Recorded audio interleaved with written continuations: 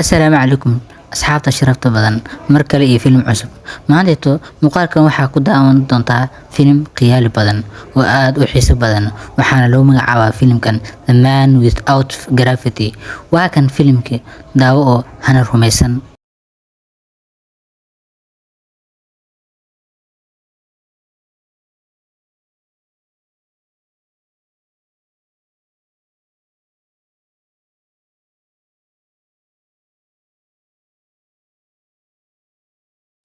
Sheekada filimkan waxay ku bilaabanaysaa haweeney uur leh oo lagu magacaabo Natalia.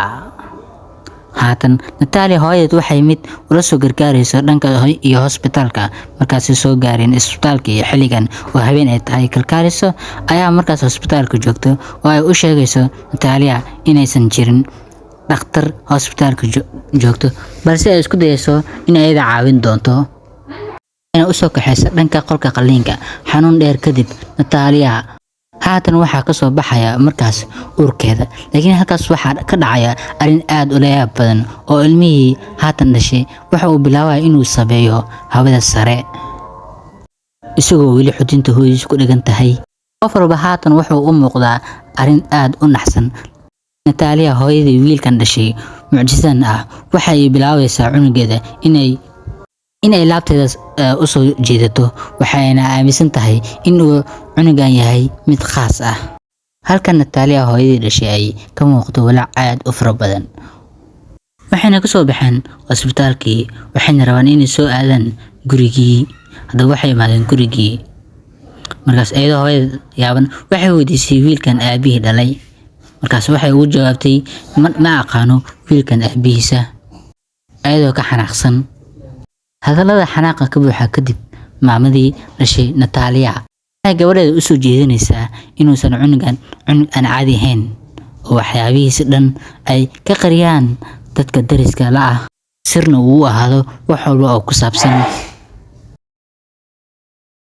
Natalia hooyadeed waxay ayadoo hurdo ka soo kacday aragtay mar walba ay la kulmi jirtay wiilkii yaraa oo dul sabaynayo cirka inay tacabsatay ayadii gabadheedii maamadii waxay kursi soo qaadatay inay soo jiiso wiilkii yaraa.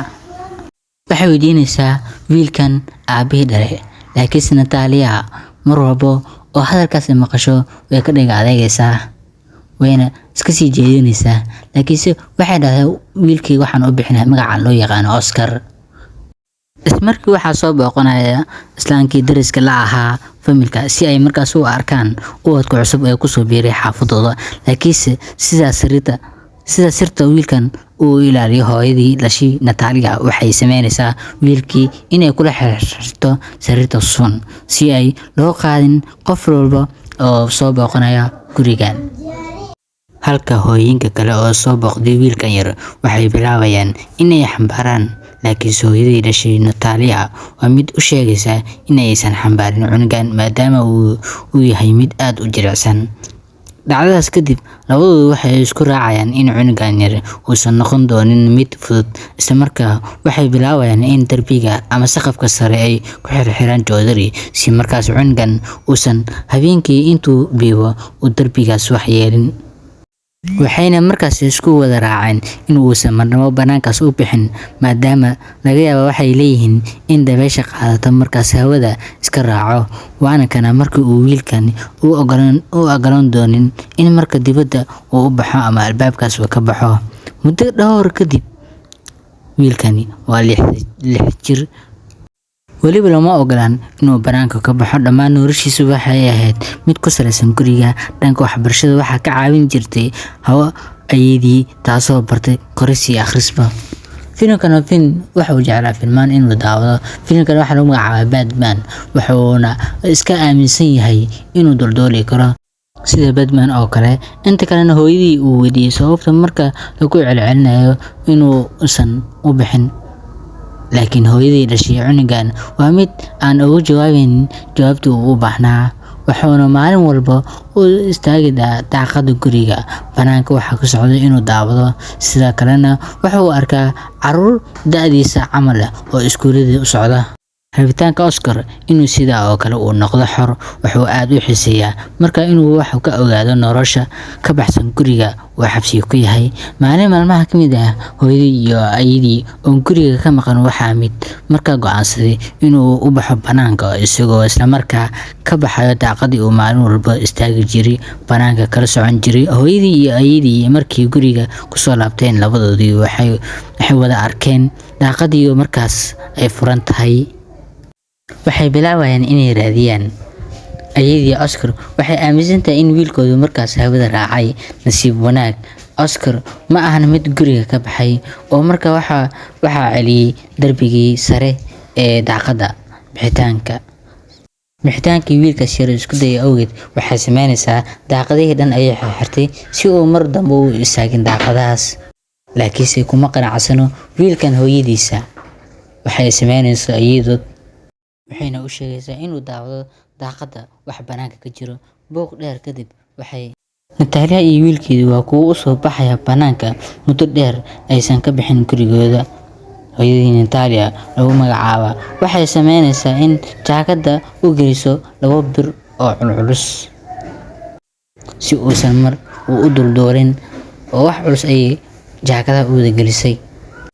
Waxayna u sheegaysaa inuu u sheegin qofna sirtiisa. Haddaba sirta qaray ayay dhacday oo afkaada qabso. Wayna soo baxeen waxayna u soo baxeen banaanka iyadoo banaankaas u soo wareegayaan. Waxay dhahday banaankaas wisi sugan ku soo laabanaya isagoo meesha ka saaksan ayaa ku caajisay. Wuxuu rabay inuu soo yar wareego. Waxa ayuu arkay gabadhii jidka iska maraysa ayuu ku dhacay. Gabadhii ayaa alaabtii ka daadatay dhulkaas ku haysay. Gabadha magaceedu waxa yiraahdaa Sofia. Gabadha ayuu soo istaajiyay. Wuxuu rabay inuu garab siiyo uuna raali geliyo. Waxa uu ku leeyahay raali ahow, laakiin si eeda kama yeeri doonto. Waxay ku xiri doontaa xujadaas oo alaabtan biyaha inay u qaado ee ka soo daba baxda. Isagoo tacajab la yaaban oo meelaha fiirinaya ayuu markii dambe wuxuu iska ogolaaday inuu soo raaco gurigooda. Muddo dheer kadib ayagoo jidka iska socda ayaa wayna isbarteen oo meeshii ku sheekaysan isku fahmeen. Way soo wada ordayaan.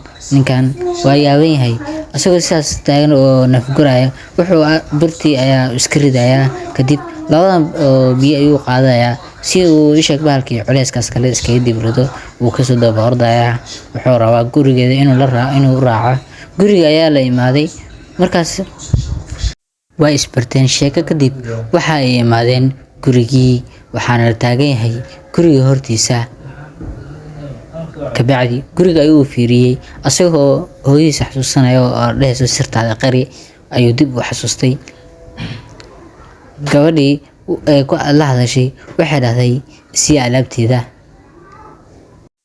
isku adkeeyay. Laakiinse gabadhii waxay rabtaa inay xoog uga qaadato. Cunugan inkastoo daciif yahay xoog ayay uga qaadatay alaabtii maadaama uu daciif yahay. Gabadhii dhulka ayay ku dhacday. Markii ay soo fiirisay waxay aragtay wiilkii oo kor cirkaas sabeynayo.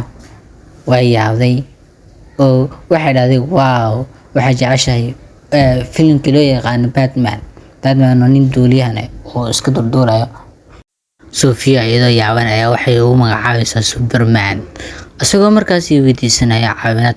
Waxay rabtaa inay caawiso. Asaga ayaa caawinaad weydiistay. Way soo kacday way istaajisay. Markay istaajisay waxay laabtay ay isgaliyeen. Kabacdi markay laabtay isgaliyeen ayay waxay soo xasuustay orodkii badadkii. Kabacdi waxay xarootay iyadoo xaroonayso ayaa waxay u soo qaaday boorso dhagaxyo ka buuxo. Boorsadaas oo dhahayso isku xijiyay intaan boobin. Waa boorsada ayuu ku soo degayaa.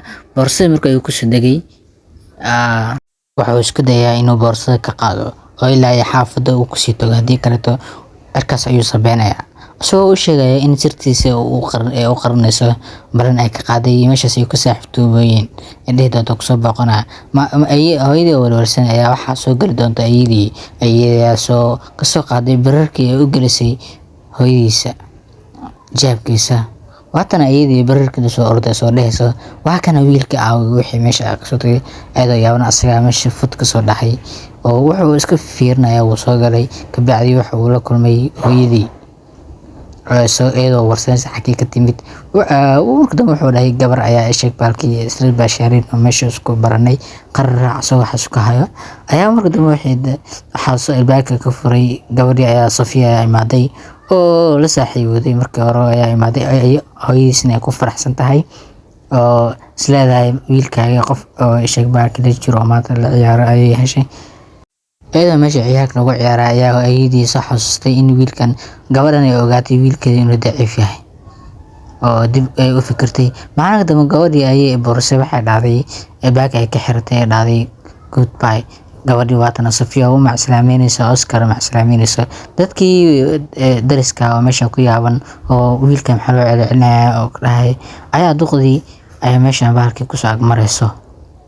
qoyskii ayaa ka shakiyay waxayna u wacin booliskii ayaa maalinka dambe waxa uu imaaday xaafadii ay ku sheegaya in wiilkan ay celin doonin xabsi guri ay ka dhigin hadaba ay u fasaxaan inay iskuuladii iyo waxaas geeyaan carruurtaas u soo ciyaaro amarkaas ayaa la siiyay gabadhii oo waajibka saarna iyo hooyadeed waxay qaadanayaan amarkii oo dhahayaan waan sheeg baalkii isla markaa ay wiilkii u soo wadayso banaankii ay rabtay inay iskuulka geyso markii ay iskuulka u soo waday ay waxay aragtay in carruurta iskuulka ay boorsada banaanka uga tagayaan way tacajabtay haddii ka qaado waxay yaabaysaa inuu ka dulduulo sidaas darteed ayaa waxay samaysay in iyadoo tacabsan iskaga soo laabato gurigeedii oo iskuulka dhanba aysan u geeninba